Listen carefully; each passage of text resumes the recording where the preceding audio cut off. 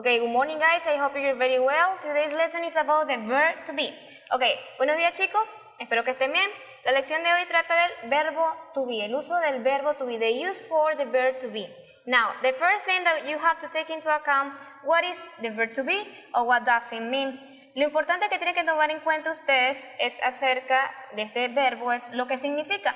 Remember, the verb to be means ser o estar.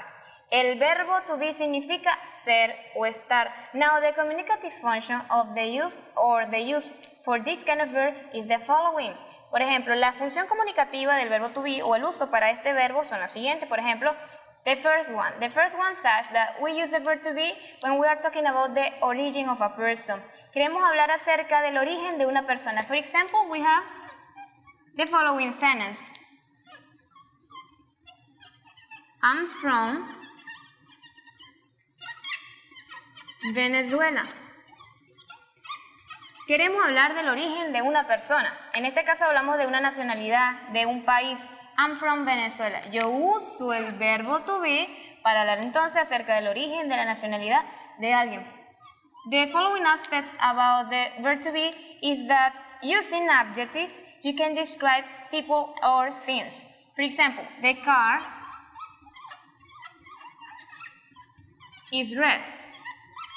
Nosotros usamos el verbo to be acompañado de un adjetivo para describir personas u objetos. En este caso quiero describir que el carro, ¿de qué color es?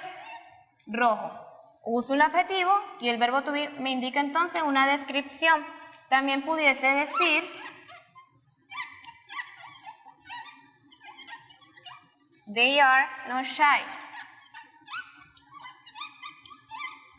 Cuando yo digo they are not shy, quiero decir que ellos no son tímidos. Estoy describiendo la cualidad de ellos. Ellos no son tímidos, a lo mejor son muy espontáneos, hablan mucho en clase. Now, the third aspect about the verb to be is that we use the verb to be to talk about locations. For example, the students are in the classroom.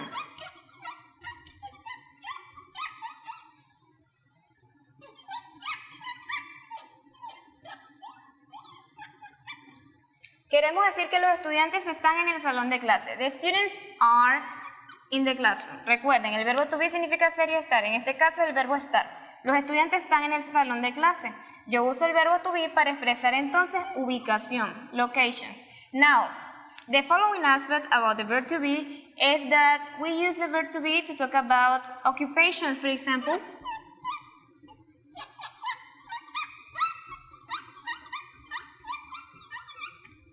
I'm a teacher. Yo soy una profesora. Fíjense, en este caso es el verbo ser. Estoy indicando una ocupación. Yo uso el verbo to be para hablar de ocupaciones. Quiero indicar un estado. For example, I'm happy. Yo uso el verbo to be para hablar de algún estado anímico, emocional. En este caso quiero decir que yo en estos momentos, mi estado anímico es que estoy feliz. And finally, we have also used the verb to be to talk about age. For example, I'm 26 years old. Yo uso el verbo to be para hablar de edad. Cuando yo quiero hablar de edad, yo voy a usar esta expresión. No voy a usar el verbo have, que en español yo tengo 26 años. Yo en inglés, como estamos hablando de un estado, porque normalmente cada vez que pasa un año uno cumple una cierta edad, es un estado, es algo que no es permanente. Entonces, en este caso estamos hablando del uso del verbo to be. Recuerden, el verbo have es posesión, tener algo. Aquí no hablo de tener algo, sino que constantemente, a medida que pasa el tiempo, pasan los años. Es un estado. I am 26 years old. Ahora bien, chicos, vamos a ver la estructura gramatical del verbo to be. Simple present of the verb to be. Fíjense, tenemos un cuadro donde está la forma afirmativa, la contracción a esa forma afirmativa, la interrogativa, la oración, la forma negativa y su contracción. The first one says affirmative grammatical structure. Ok, I am. La contracción, fíjense que yo coloco una apóstrofe y una M, am. La interrogativa sería invirtiendo el verbo to be, colocándole primero am I.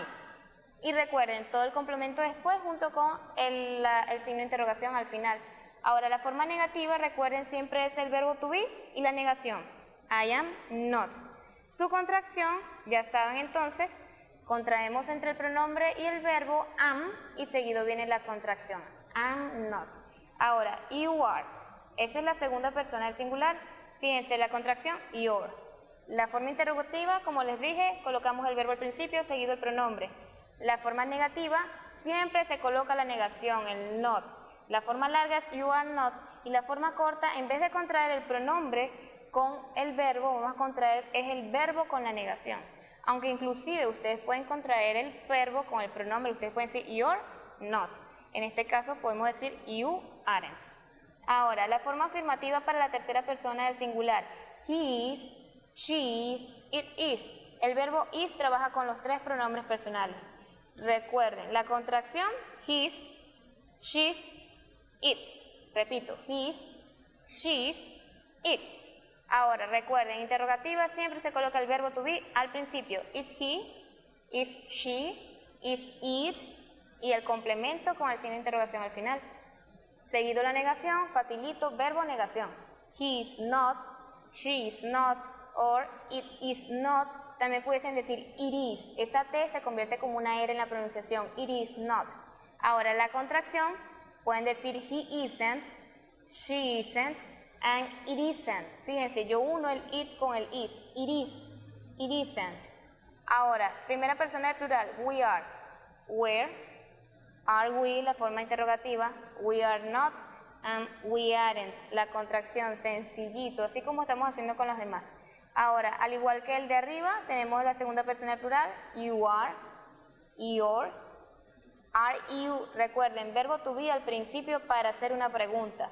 Negativa, colocamos como siempre, pronombre, verbo, negación, you are not, que es la forma larga. Quiero hacer la forma contraída, you aren't, you aren't. Y por último tenemos they are, forma contraída, they.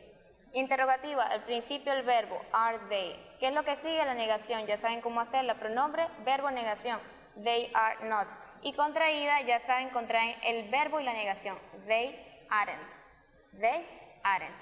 Ahora procedemos a hacer unos ejemplos para explicarles de forma real los ejercicios o la estructura gramatical. Ok chicos, ya vimos entonces el uso del verbo to be y en especial ahorita vamos a trabajar con las ocupaciones. Recuerden, el verbo to be, la función comunicativa es hablar acerca de ocupaciones, profesiones, a qué te dedicas. Por ejemplo, yo en este momento soy profesora. Yo uso el verbo to be, que significa ser y estar, para hablar entonces de una profesión. Yo soy profesora. Ahora, la imagen que tenemos del lado derecho tienen algunas ocupaciones que usted debe conocer, por ejemplo, el de piloto, el de profesora, el de contador.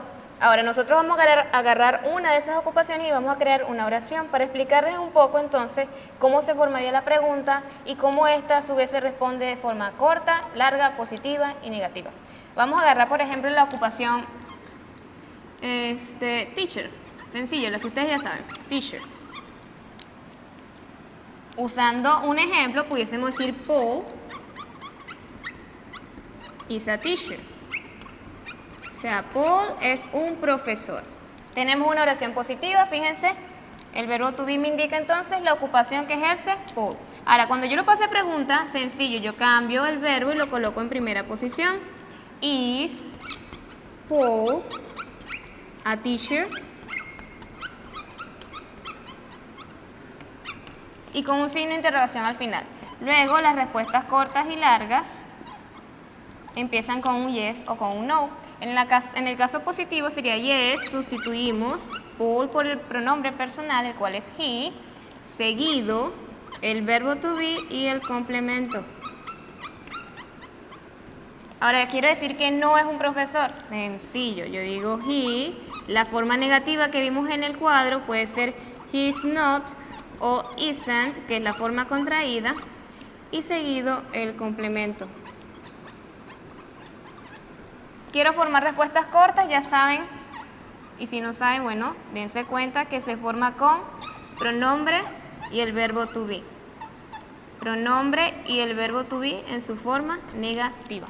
Ahora vamos a hacer el siguiente ejemplo. Ok chicos, vamos a trabajar entonces con otra profesión de la imagen que tienen aquí del lado derecho. Por ejemplo, vamos a usar la palabra carpenters. Pregunto yo, ¿qué significará carpenters? Significa entonces carpintero. No voy a usar un sujeto en singular. En este caso vamos a trabajar con plural. Joseph and Carlos